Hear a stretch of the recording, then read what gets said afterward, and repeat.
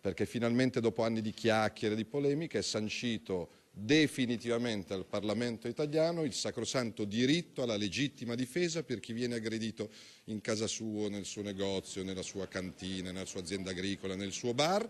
Con 201 sì, 38 no e 6 astenuti, il Senato ha approvato in via definitiva la legge sulla legittima difesa, che di fatto, con le modifiche apportate, diventa sempre legittima. Assenti i rappresentanti del governo e del Movimento 5 Stelle, esulta la Lega, con il vice premier Salvini in aula che alza i pollici e spiega da oggi stop ai calvari giudiziari.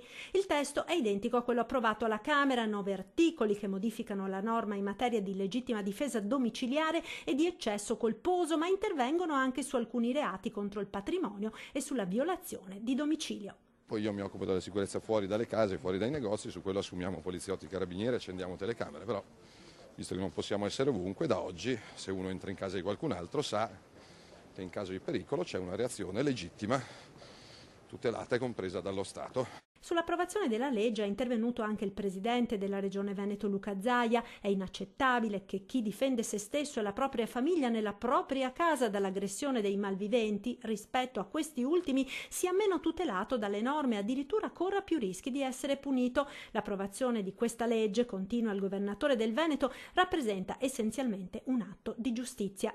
Critiche invece dai penalisti italiani come dall'Associazione Nazionale Magistrati. La nuova legge sulla legittima difesa non tutelerà i cittadini più di quanto non fossero già tutelati fino ad oggi, dice il presidente Francesco Minisci. Al contrario, continua, introduce concetti che poco hanno a che fare con il diritto, prevede pericolosi automatismi e restringe gli spazi di valutazione dei magistrati. Nel mezzo i cittadini che si dividono tra chi esulta e chi ha paura. Il problema è che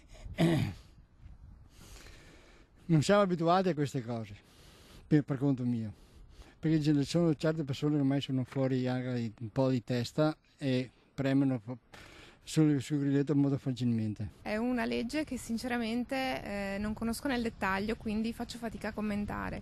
Penso sia giusto comunque che la gente abbia la possibilità di difendersi in casa propria.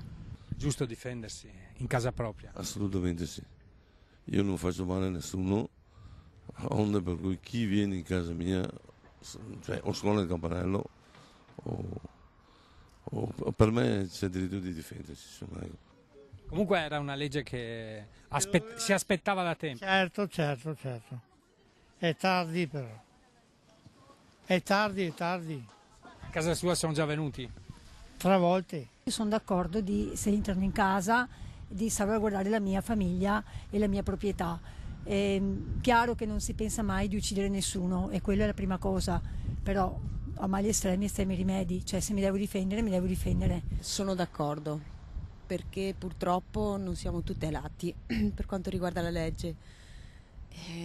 Spero che ognuno comunque ne faccia buon uso, dipende sempre dalla situazione, dalla coscienza.